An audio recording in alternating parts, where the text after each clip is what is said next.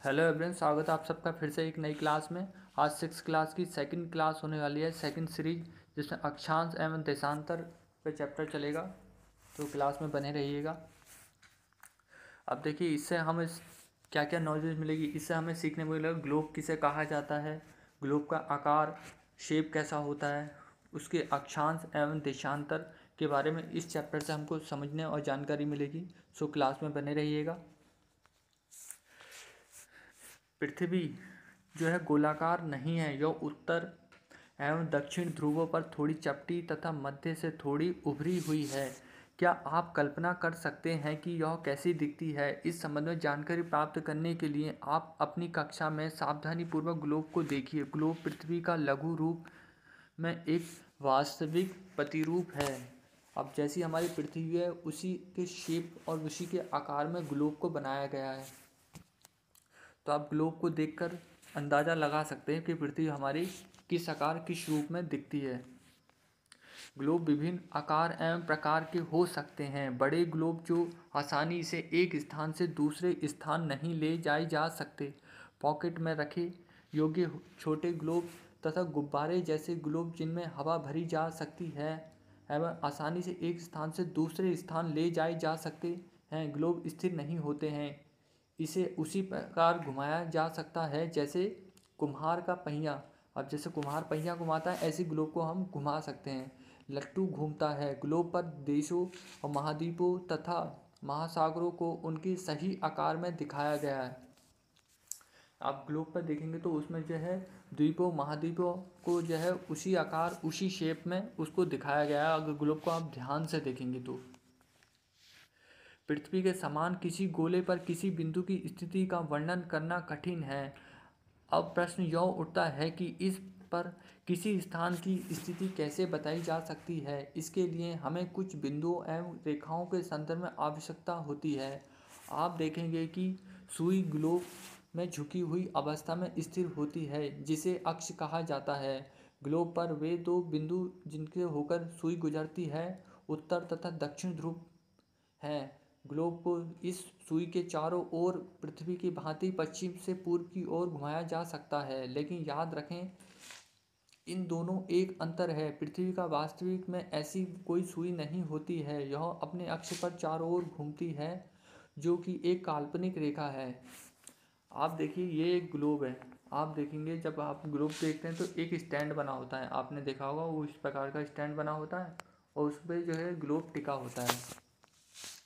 और जब हम पूरब से पश्चिम की ओर उसको ग्लोब को घुमाते रहते हैं, आपने देखा राउंड अप करते रहते हैं। ठीक हो गया।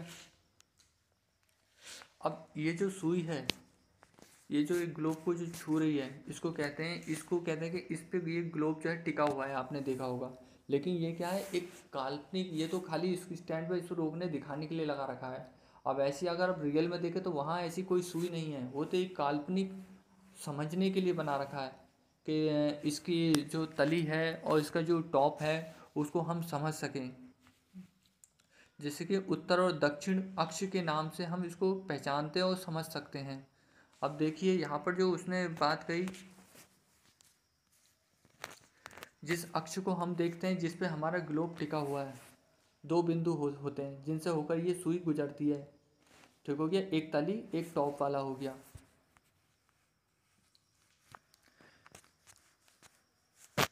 चलिए आगे बढ़ते हैं। एक अन्य काल्पनिक रेखा का ग्लोब को दो बराबर भागों में बांटती है।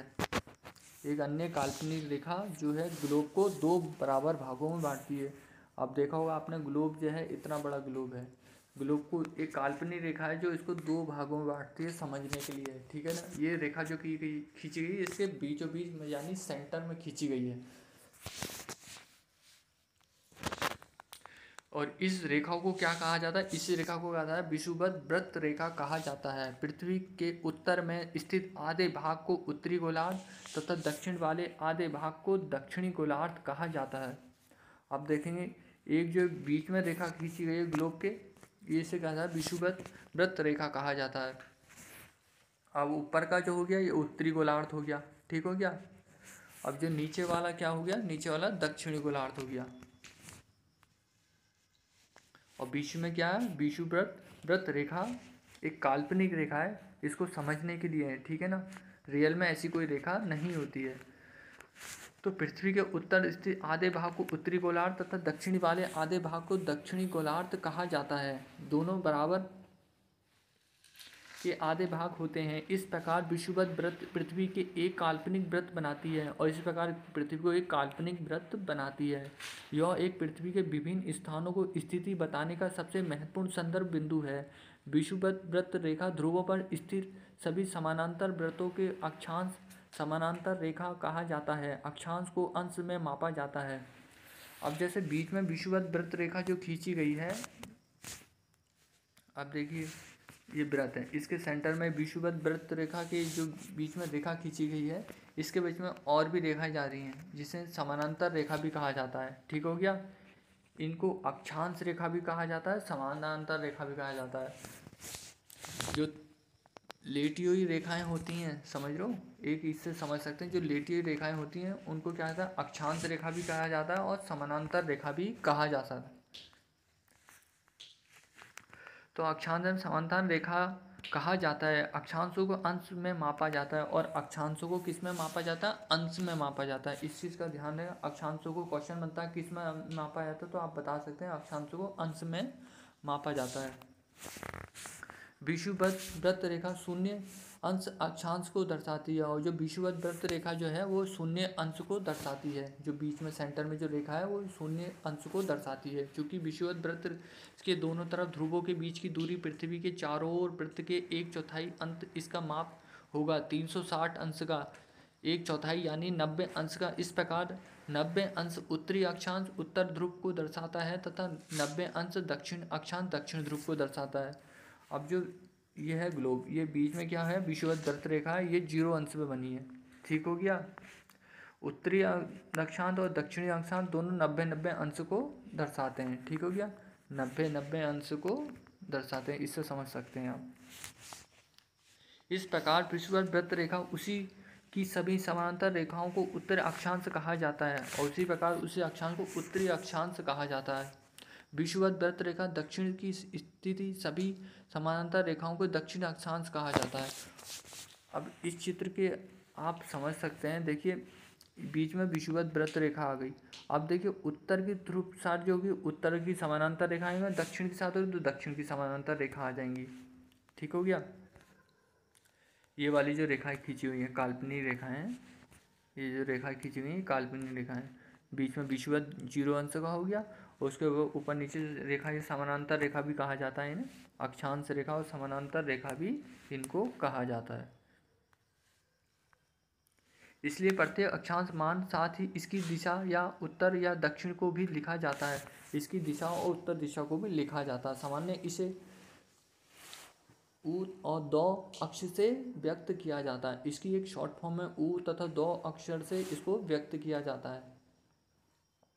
उदाहरण के लिए महाराष्ट्र में चंद्रपुर एवं ब्राज़ील, दक्षिण अमेरिका में बेलो होरिज़ोंटे दोनों एक ही अक्षांश पर 20 अंश पर स्थित हैं, लेकिन चंद्रपुर विषुवत वृत्त के 20 अंश का उत्तर एवं बेलो होरिज़ोंटे विषुवत वृत्त के 20 अंश के दक्षिण स्थित है। इसलिए हम कहते हैं कि चंद्रपुर 20 अंश उत्तर अक्षांश पर तथा बेलो होरिज़ोंटे 20 अंश दक्षिण अक्षांश पर स्थित है। चित्र 2.2 में स्पष्ट है कि जैसे जैसे हम विषुवत वृत्त से दूर जाते हैं अक्षांश का आकार घटता जाता है। अब देख सकते हैं ये आपका वृत्त हो गया। अब इस रेखा से जितना दूर दूर जाएंगे उसकी आकार क्या होगा, उसमें हम क्या आएगा, आकार घटता जाता है। ठीक हो गया। महत्वपूर्ण अक्षांश समानांतर रेखाएं विषुवत वृत्त रेखा 0 अंश उत्तर ध्रुव और 90 उत्तर अंश तथा दक्षिण ध्रुव पर दक्षिण अंश डिग्री के अतिरिक्त 4 महत्वपूर्ण अक्षांश समानांतर रेखाओं भी हैं और इसके अलावा विषुवत वृत्त के लिए अलग ही समानांतर रेखाएं भी खींची गई हैं। इनको देख सकते हैं जो कि दक्षिणी ध्रुव और उत्तरी ध्रुव को दर्शाती हैं। अब चलिए आगे समझते हैं। उत्तर गोलार्ध में कर्क रेखा और उत्तरी गोलार्ध में क्या है, कर्क रेखा। दक्षिण गोलार्ध में मकर रेखा है। अब इस चीज़ का विशेष ध्यान रखिएगा, वो पूछता है कि जो गोलार्ध में जो रेखा है वो किस किस दिशा में है। अब उत्तरी गोलार्ध में कौन सी रेखा आती है? कर्क रेखा आती है, ठीक है। और दक्षिणी गोलार्ध में कौन सी आती है? मकर रेखा आती है। इस चित्र के उससे आप समझ सकते हैं। उत्तरी गोलार्ध में आपको दिख रही होगी, ये रही कर्क रेखा, ठीक हो गया। अब दक्षिणी गोलार्ध में आप देख रही होगी मकर रेखा। दक्षिणी उत्तरी कर्क रेखा को ध्यान से समझिएगा और इसको याद रखिएगा, और चित्र के देखकर भी आप समझ सकते हैं। जो कि विषुवत वृत्त के 66 सही 1/2 उत्तर का ध्रुव वृत्त विषुवत रेखा के ऐसी दोनों दक्षिण ध्रुव के अंश को कोण को बनाते हैं। पृथ्वी के ताप कटिबंध, अब पृथ्वी के ताप कटिबंध को समझते हैं। कर्क रेखा एक मकर रेखा के बीच के सभी अक्षांशों पर सूर्य वर्ष में एक बार दोपहर में सिर के ठीक ऊपर होता है।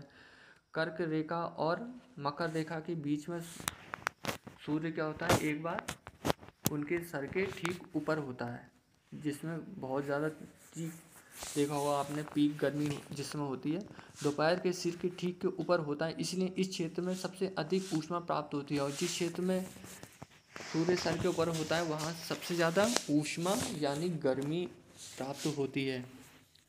कर्क रेखा तथा मकर रेखा के बाद किसी भी अक्षांश पर दोपहर का सूर्य कभी भी सिर के ऊपर नहीं होता।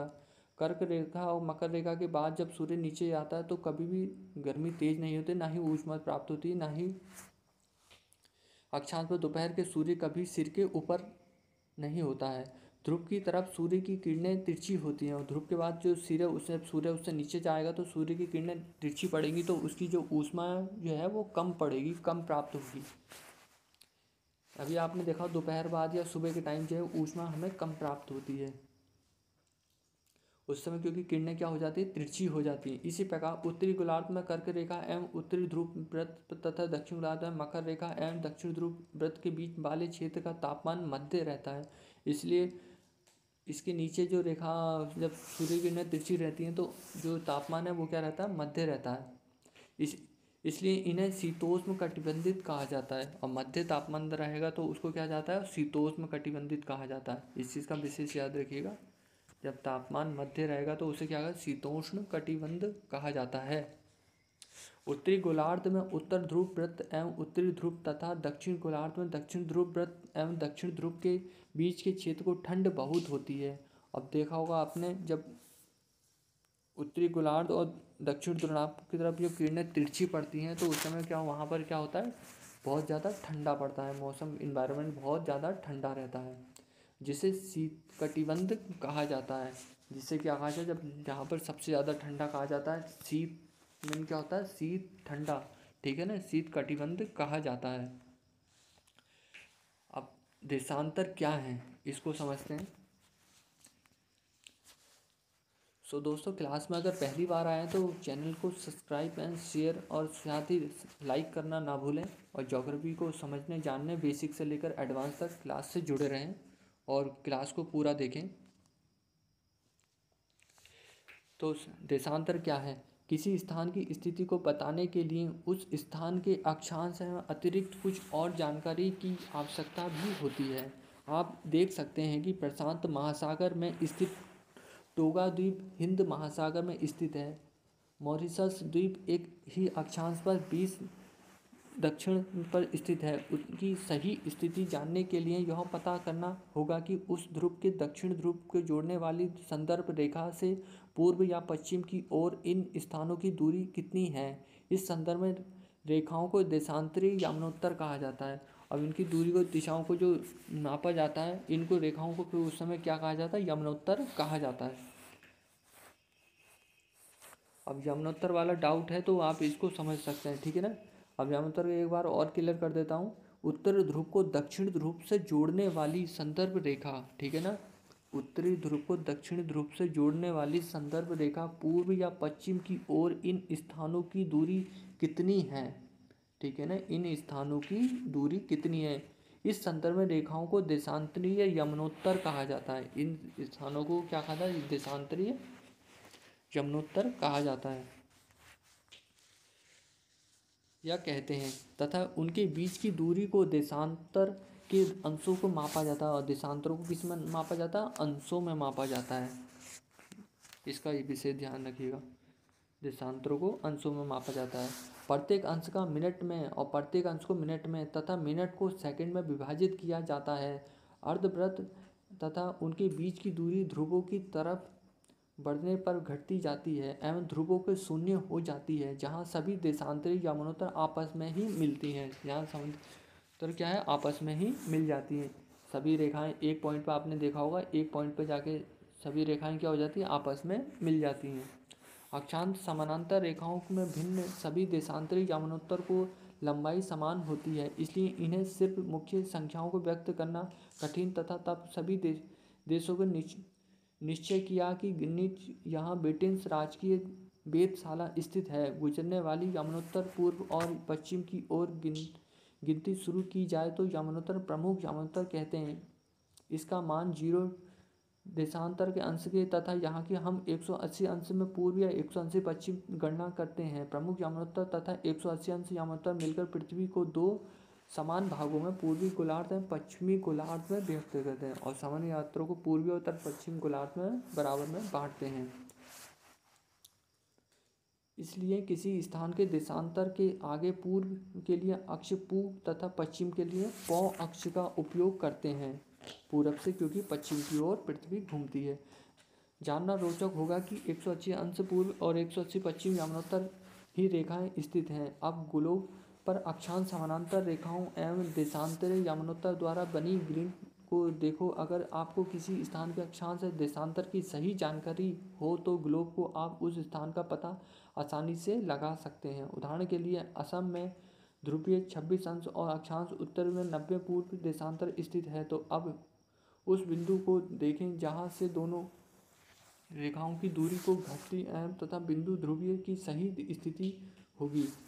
किसी बिंदु की स्थिति ज्ञात करने के एक पॉइंट ये होता है और दूसरा पॉइंट ये होता है। इस पॉइंट की दूरी ज्ञात करने के लिए उस स्थान की गणना करने के लिए अक्षांशों का तथा देशांतर रेखाओं जो काल्पनिक रेखाएं समझने के लिए बनाई गई हैं, जो कि देशांतरी रेखाएं एक पॉइंट से जाके दूसरे पॉइंट पर जाकर मिल जाती हैं। आपने देखो यहाँ से शुरू होकर अगले पॉइंट पर जाके देशांतरी रेखाएं मिल जाती हैं। ये जो ऊपर की खड़ी होती हैं इनका देशांतरी रेखाएं कहलाती हैं।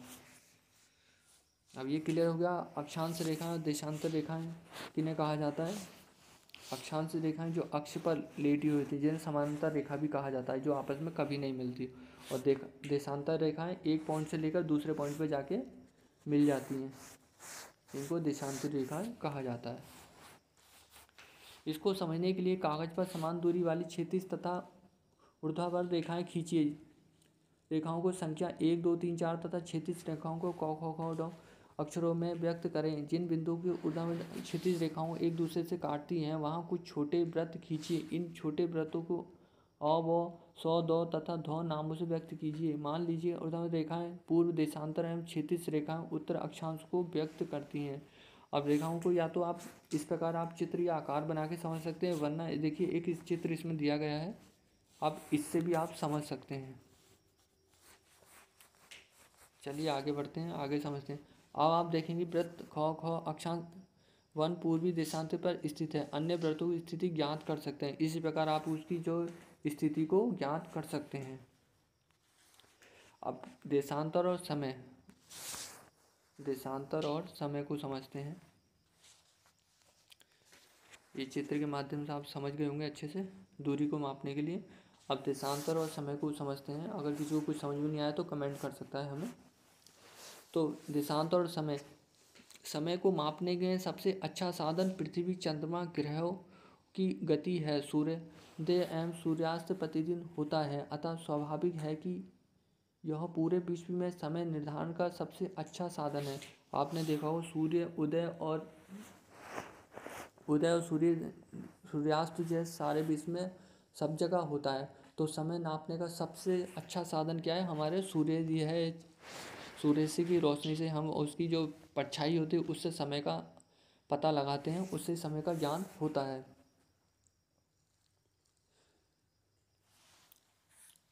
पूरे विश्व में निर्धारित अच्छा साधन स्थान समय अनुसार सूर्य द्वारा बनने वाली परछाई से है लगाया जा सकता है, क्योंकि परछाई से हम उसकी समय का अनुमान लगा सकते हैं, जो कि दोपहर में सबसे छोटी यास्त, सूर्योदय तथा सूर्यास्त के समय सबसे लंबी होती है।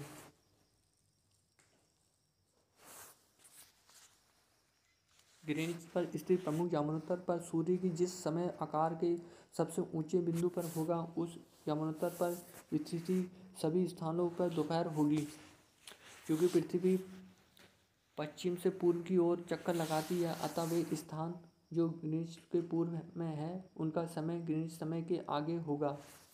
अब इस चीज़ को समझिए, पृथ्वी हमेशा जो है पश्चिम से पूर्व की ओर चक्कर लगाती है, इसको कोई नहीं भूलेगा। ठीक है दोस्तों, पूर्व उन समय को ग्रीनिच समय के आगे तो होगा। अब देखिए इस पॉइंट को अच्छे से ध्यान से समझने की प्रयास कीजिएगा। पृथ्वी पूरब से पश्चिम की ओर घूम चक्कर लगाती है, ये तो आपके समझ आ गया। वह स्थान जो ग्रीनिच के पूर्व में है, जो स्थान ग्रीनिच के पूर्व में है, उनका समय ग्रीनिच समय से आगे होगा। इसको ग्रीनिच का समय आगे होगा, उनका समय पीछे होगा। समय के अंतर की दर को गणना निम्नलिखित विधि से की जा सकती है। पृथ्वी लगभग 24 घंटे में अपने अक्ष पर 360 डिग्री के अंश पर घूमती जाती है, अर्थात वह 1 घंटे में 15 डिग्री एवं 4 मिनट में 1 डिग्री घूमती है। अतः इस प्रकार जब ग्रीनिच में दोपहर के 12 बजते हैं, तब ग्रीनिच में 15 के पूर्व में समय होगा। 15 गुणा 4 60 मिनट, अर्थात ग्रीनिच का समय 1 घंटा आगे अर्थात आगे होगा। दोपहर का 1 बजा होगा तो, लेकिन ग्रीनिच में 15 पश्चिम का समय ग्रीनिच समय के 1 घंटा पीछे होगा, यानी वहाँ पर सुबह के कितने बजे होंगे, 11 बजे होंगे। इसको समझ लीजिएगा, ठीक है ना। इस प्रकार ग्रीनिच पर दोपहर में 12 बजे होंगे तो उस समय 180 डिग्री की मध्य रात्रि होगी। किसी भी स्थान पर जब सूर्य आकाश में अपने उच्चतम बिंदु पर होता है दोपहर में, उस समय घड़ी के दिन के 12 बजे। इसी प्रकार घड़ी के द्वारा दिखाया गया समय उस स्थान का स्थानीय समय होगा, और घड़ी के द्वारा दिखाया गया समय उस स्थान का स्थानीय समय माना जाएगा। आप देख सकते हैं कि दिए गए देशांतर यामांतर पर भी सभी स्थानों का स्थानीय समय समान होता है, और सभी का स्थानीय समय क्या होता है, वो समान ही होता है। हम भी 4 बजे को 4 बजे कहते तो वो भी 4 बजे को 4 ही बजे तो कहेंगे, उसको 8 बजे थोड़े ना कहेंगे। अब मान लीजिए, अब इसको समझते हैं हम मानक समय क्यों मानते हैं। मानक समय को समझिए, अलग अलग यामांतर पर स्थित स्थानों की स्थानीय समय अंतर होता है, और अलग अलग देशों में अलग अलग यामांतर होने के कारण अलग अलग समय अलग अलग टाइम पर होता है, तो उसको मानक के लिए मानने के लिए इसका यूज़ किया जाता है। अब देखिए इसको समझते हैं यहाँ पर से आगे से होता है। उदाहरण के लिए बहुत से देशांतरों को होकर गुजरने वाली रेलगाड़ियों के लिए समय सारणी तैयार करना कठिन होगा। भारत में गुजरात के द्वारका तथा असम में डिब्रूगढ़ के स्थानीय समय को लगभग 1 घंटा 45 मिनट का अंतर होगा। इसलिए यह आवश्यक है कि देश में मध्य भाग से होकर गुजरने वाली किसी यामांतर के स्थानीय समय को देश का मानक समय माना जाए। इस यामांतर रेखा को स्थानीय समय को पूरे देश का मानक समय माना जाता है। भारत में